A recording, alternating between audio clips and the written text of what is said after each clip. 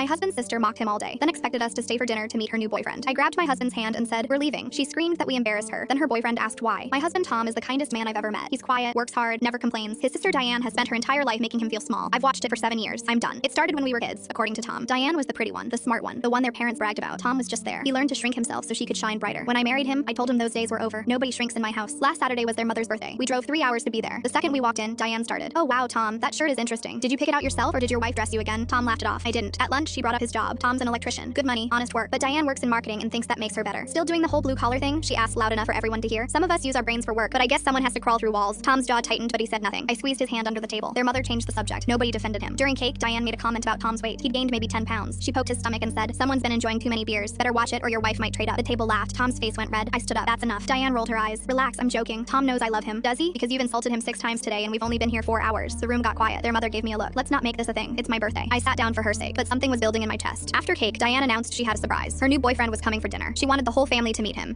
She spent an hour getting ready while the rest of us sat around waiting. When she came back down, she looked at Tom again. "Try not to embarrass me tonight, okay? Ryan is really sophisticated. Just let me do the talking." Tom nodded like he always does. I was vibrating with anger. Ryan showed up at 6, tall, well-dressed, seemed nice enough. Diane hung on his arm like a trophy. She introduced everyone with little comments. "This is my mom. She's the best. This is my dad. He's so funny. And this is my brother Tom. He's Tom." Ryan shook Tom's hand and smiled. "Nice to meet you, man. What do you do?" Before Tom could answer, Diane jumped in. "He's an electrician. You know, wires and stuff. Nothing exciting, but someone has to do it, right?" She laughed at her own joke. Ryan looked uncomfortable. I watched Tom's shoulders drop. That was it. I stood up and grabbed my purse. "Tom, we're leaving." The room froze. Diane's smile vanished. "What? We haven't even eaten yet. I made reservations. Then enjoy them. We're going home. You can't just leave. Ryan just got here. This is important to me." I turned to face her fully. "You've spent the entire day humiliating your brother. You mocked his clothes, his job, his body. You told him not to embarrass you like he's some kind of burden. I'm not sitting through dinner pretending that's okay." Diane's face twisted. "I was just teasing. Tom doesn't care. Tell her, Tom." Everyone looked at Tom. For a moment, I thought he might fold like he always did. Then he stood up next to me. "Actually, I do care. I've always cared. I just stopped saying anything because nobody ever listened." Diane sputtered. "This is ridiculous. You're ruining my night. Ryan's going to think our family is insane." "Your family isn't insane," I said. "You're just cruel and nobody's ever called you on it." Their mother stood up. "That's enough. You're both overreacting. Diane didn't mean anything by it. She never means anything by it." Tom said quietly, "That's what you always say, but it still hurts, Mom. Every single time." The room went silent. Ryan cleared his throat. "What exactly has she been saying?" Nobody answered, so I did. "She called his job mindless. She made fun of his weight in front of everyone. She told him not to embarrass her because you're too sophisticated for him. That was just today." Ryan looked at Diane. "You said that about your own brother?" Diane turned red. "It wasn't like that. They're twisting everything." "I'm not twisting anything," I said. "I'm just not pretending anymore." Tom took my hand. "We're gonna go. Happy birthday, Mom. We'll call you next week." We walked out. Behind us, I heard Diane yelling about how we ruined everything. I heard their mother crying. I heard Ryan asking Diane if she always talked to Tom that way. We drove home in silence for the first hour. Then Tom spoke. "Thank you. Nobody's ever done that for me before. That's exactly why I did it. My phone blew up for 3 days. Diane called me every name possible. Their mother said I caused unnecessary drama. Their father sent a long text about keeping the peace. I didn't respond to any of it. A week later, Tom's cousin called with news. Ryan broke up with Diane, told her he couldn't be with someone who treated family like that. Diane blamed us, of course, said we poisoned him against her, but we weren't even there. She poisoned herself. She just finally had a witness." Tom smiled when he heard the news. "First real smile in days. Maybe I should stop shrinking," he said. "Yeah," I said. "Maybe you should." That was 3 months ago. Diane still hasn't apologized. Tom stopped waiting for one. Some people never change, but we did.